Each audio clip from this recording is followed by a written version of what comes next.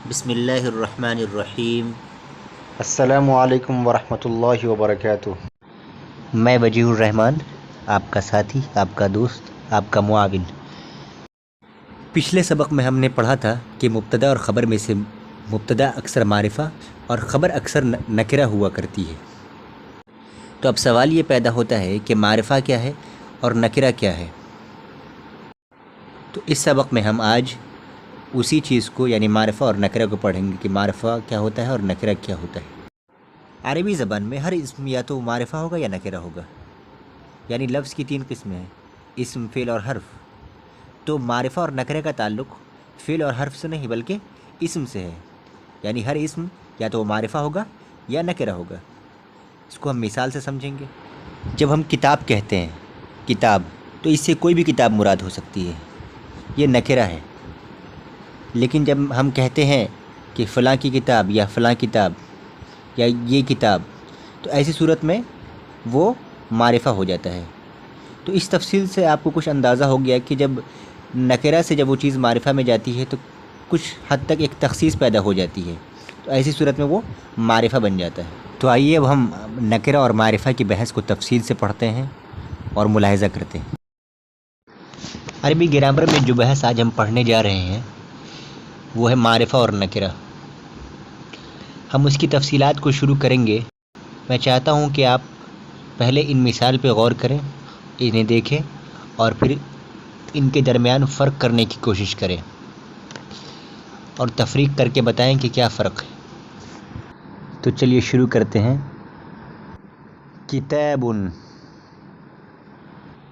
الکتاب، الکتاب۔ ابھی آپ نے 2 مثالوں کو دیکھا، جس میں پہلی مثال تھی کتاب اور دوسری مثال تھی الکتاب۔ مجھے یہ اندازہ ہے کہ آپ دونوں میں فرق کر پا رہے ہوں گے۔ پہلے میں نے کتاب کہا ہے، دوسرے میں الف لام لگا کے الکتاب کہا ہے۔ آئیے کچھ مزید مثالوں کا ملاحظہ کرتے ہیں۔ عبد، کوئی بندہ، عبدانی، کوئی 2 بندے، عباد، کچھ بندے، رجل، کوئی مرد، رجلانی، کوئی 2 مرد، رجال، کچھ مرد، بنت، ایک لڑکی، بنتانی، کوئی 2 لڑکیاں، بنات، کچھ لڑکیاں۔ اسی طریقے سے حجرۃ، کوئی کمرہ، حجرتانی، کوئی 2 کمرے، حجرات، کچھ کمرے، ریشۃ، ایک نب، ریشتانی، کوئی 2 نبیں، ریاش، کچھ نبیں۔ یہ نکرہ کی واحد، تثنیہ اور جمع کی مثال ہے۔ آئیے اب ہم اسی طریقے سے کچھ معرفہ کی مثالوں کو غور کریں، اس کے واحد، تثنیہ اور جمع کی مثالیں۔ العبد، بندہ، العبدانی، 2 بندے، العباد، بہت سارے بندے، الرجل، مرد، الرجلانی، 2 مرد، الرجال، بہت سارے مرد، البنت، لڑکی، البنتانی، 2 لڑکیاں، البنات، بہت ساری لڑکیاں۔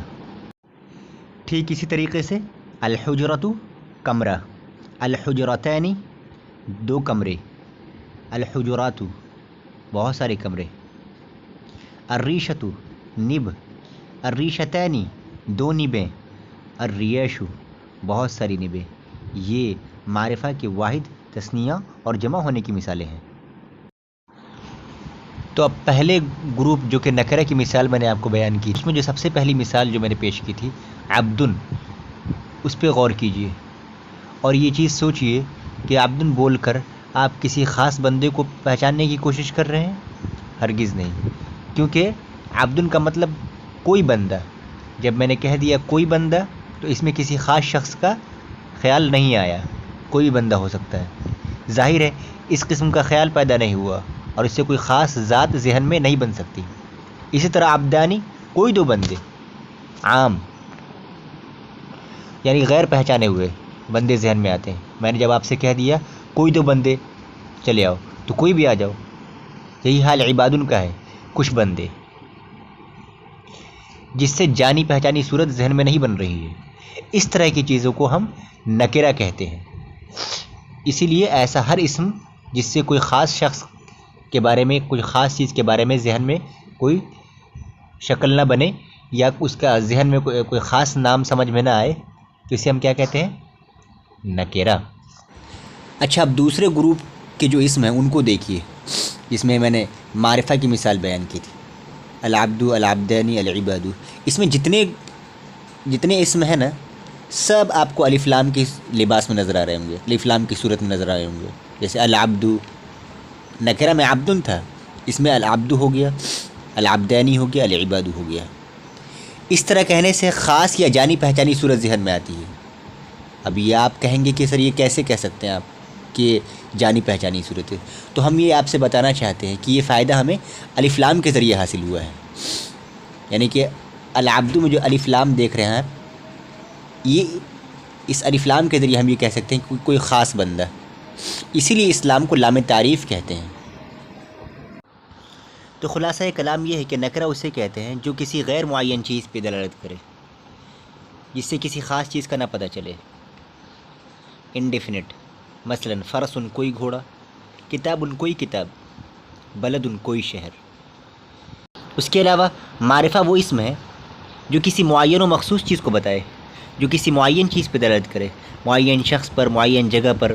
جیسے الکتاب کوئی خاص کتاب، الفرس کوئی مخصوص گھوڑا، دہلی مخصوص شہر کا نام، خالد مخصوص شخص کا نام۔ اب ہم ذکر کریں گے اس میں معرفہ کی اقسام کے بارے میں۔ اس میں معرفہ کی 7 قسمیں ہیں، تفصیل سے اس کو ہم بحث کریں گے، اور پہلے میں ان 7 قسموں کو آپ کو بتا دیتا ہوں کون کون ہیں۔ پہلا عالم، دوسرا معرف باللام، تیسرا اسم ضمیر، چوتھا اسم اشارہ، پانچواں اسم موصول، چھٹا منادا، ساتواں مضاف الی المعرفہ۔ آئیے اب ہم تفصیل سے ان تمام 7 اقسام کے بارے میں بیان کرتے ہیں۔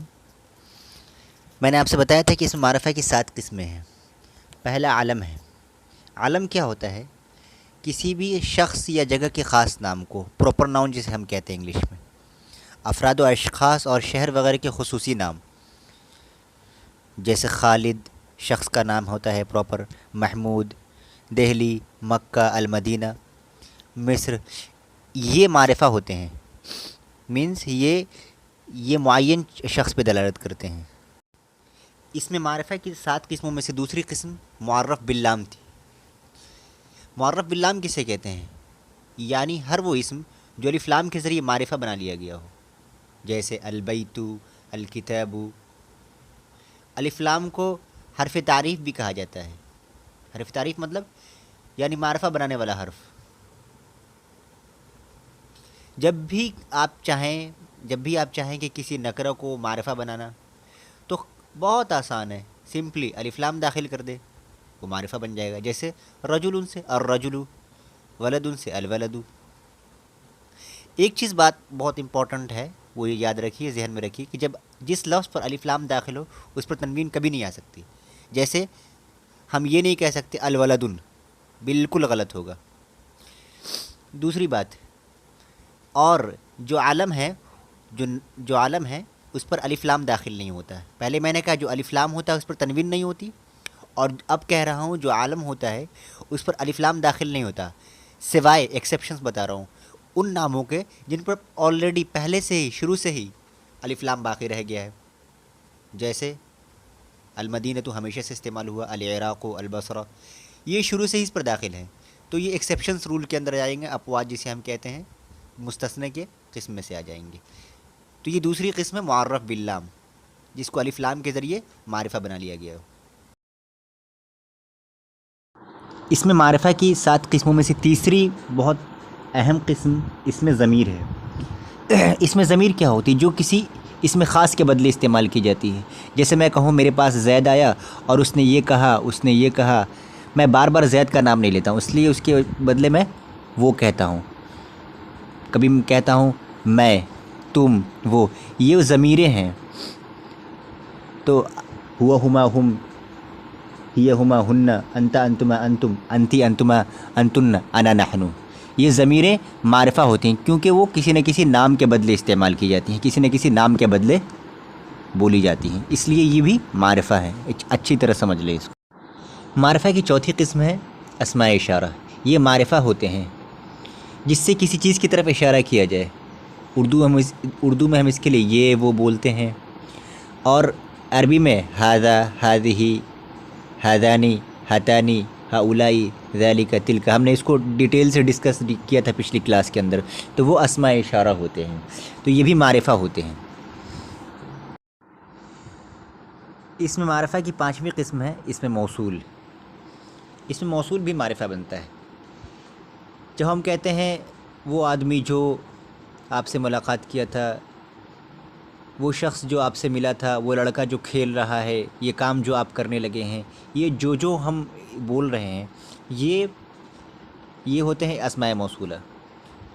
और अरबी में इसके लिए अल्लज़ी, अल्लज़ैनी, अल्लज़ीना, अल्लती, अल्लतैनी, अल्लाती, अल्लवाती जैसे अल्फाज इस्तेमाल होते हैं। तो ये भी मारिफा होते हैं।